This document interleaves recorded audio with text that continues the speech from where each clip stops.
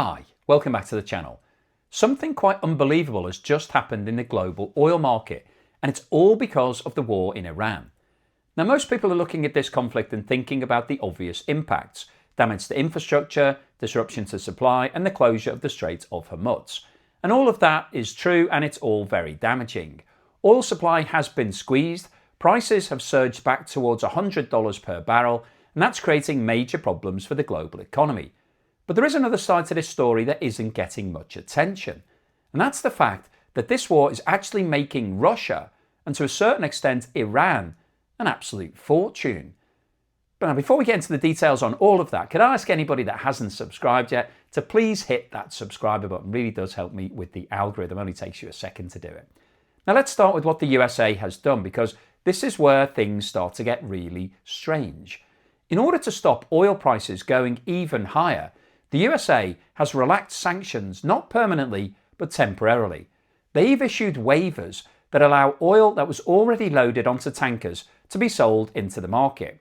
So in simple terms, there are millions of barrels of Russian and Iranian oil floating around on ships, and the US has now said, okay, those barrels can be sold legally. And this has happened twice for Russia in March. So despite the war in Ukraine still going on, despite nothing changing politically, the USA has effectively allowed Russian oil back into the global system, not because they want to help Russia, but because the world needs that oil. And they've done the same thing with Iran, which is even more bizarre, because at the same time as the USA is attacking Iran, they've also allowed Iranian oil that was already at sea to be sold. So on the one hand, you've got military action, on the other hand, you've got economic relief. It really doesn't make much sense politically, but economically, it tells you everything you need to know. The global economy can't cope without this extra oil. Now here's where things get really interesting, because for the last 4 years, Russia has been forced to sell its oil at a discount, typically somewhere between 20 and 30% below the global price. Why? Because buyers are taking a risk purchasing Russian oil. Sanctions risk, payment risk, insurance issues, all of the things that relate to what's happening trying to force Russia to stop the war.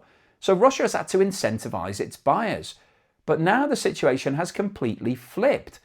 India has agreed to buy around 60 million barrels of Russian oil for April delivery. And instead of getting a discount, Russia is now selling that oil at a premium. So buyers are actually paying more than the global benchmark price of Brent crude. So we're talking around $5 to $10 above Brent crude prices. Now that is a massive swing, going from $30 below to $15 above.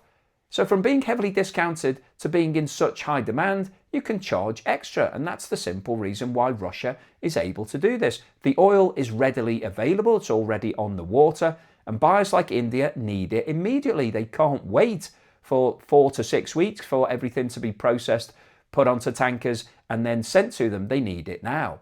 So let's just put some numbers onto that. If we assume a rough price of $100 per barrel, which is where we are right now, plus a premium of around $5, that's $105 per barrel. Pretty simple math. Multiply that by 60 million barrels, and you're talking around $6 billion of revenue for one deal that Russia has just agreed. Now, if the premium is higher, if it's $10 or $15, then we could get closer to $7 billion that Russia is going to receive. So it's a huge amount of money that's now flowing to the Kremlin. And if we look at Iran, it's the same story. India has stepped in and bought around 5 million barrels of Iranian oil, again at a premium. And that premium is estimated to be between $6 and $8 above Brent crude prices. So if we call it $107, just to keep it simple, that works out at around $500 million that Iran is going to be paid just for one deal. And remember, Iran hasn't been able to sell freely into this market for almost 50 years. It's 1979 that the USA put this sanction in place against Iran following the Iranian Revolution. But suddenly, because of this crisis, Iran is back in business. And not only is it selling oil, it's selling it at a premium. So what we've got here is a really unusual situation. The war in Iran is restricting global oil supplies. That's pushed up the price. The USA has then stepped in and say, we need more oil. So it's allowing Russian and Iranian barrels back into the market. And the result is that Russia and Iran is making a lot of money, not less money. This is where it becomes really important, because from Russia's point of view, this is almost the perfect outcome. Russia isn't involved in the war. It's not being bombed. Its infrastructure isn't being destroyed, but it's benefiting from higher prices. It's benefiting from higher demand, and now it's benefiting from higher profit margins. So the longer that this situation goes on, the more money Russia makes. And that has direct implications for Ukraine, because every extra $1 billion strengthens Russia's economy, supports its budget, and helps to fund the war. So while the focus is currently on Iran, one of the biggest unintended consequences of this conflict is that it's actually helping Russia and the Russian economy. And that's something that very few people are talking about right now. Now, of course, from Iran's point of view, the situation is more complicated.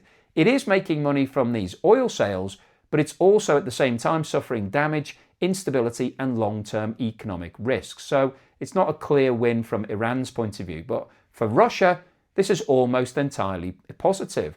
And that's what makes this an extraordinary story. A war that is supposed to be damaging Iran is creating a financial windfall for Russia. And all of this is happening because the global economy simply can't function without enough oil. And when supply is tight, politics takes a back seat. So this is a really important situation to keep your eye on, because if this conflict continues, then these dynamics also continue. And that could have major implications, not just for oil prices, but for the wider global economy and for the future of the war in Ukraine. So I'll keep you posted on any further news and developments on this story, but I wanted to post it today because I thought it was quite interesting. It's something that maybe you hadn't thought about, what the consequence of the war in Iran is. It's not just the Middle East that's being affected. Russia is being affected, but in a positive way, bizarrely. So hopefully you found today's video useful, informative, and most importantly, thought-provoking, trying to get you thinking outside the box, thinking in different ways of what the knock-on consequences of things might be. If you've enjoyed today's video, then please give me a thumbs up. Please subscribe to the channel if you haven't done so already. Don't forget, I'm currently running my competition where you can win my property or a cash alternative prize. Scan the QR code on the screen now or click the link in the description below. It's another way of helping fund the channel. If you'd like to get involved, we've got some really exciting deals on the go at the moment. Thank you also to everyone that's supported me in other ways. If you bought me a coffee or sent me a YouTube super thanks or signed up as a patron or a member, thank you so much for that support. Really does mean a lot to me, helps to keep me motivated, and here's something to put a smile on your face.